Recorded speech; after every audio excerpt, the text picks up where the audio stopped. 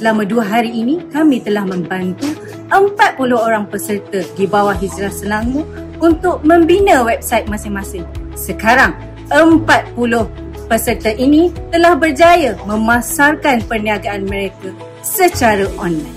Sepanjang 2 hari saya menyertai program ini, saya telah mendapat banyak networking bersama kawan-kawan yang berbeza syarikat. Alhamdulillah telah mengembangkan kami punya sosial bersama dan dapat mengenali satu sama lain.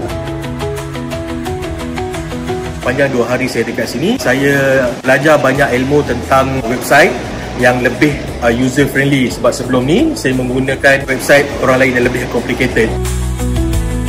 Saya sekarang dah pandai untuk membina website saya sendiri. Sebelum ni menjual barang dalam offline. Sekarang kita dah cuba untuk masuk dalam bidang e-commerce.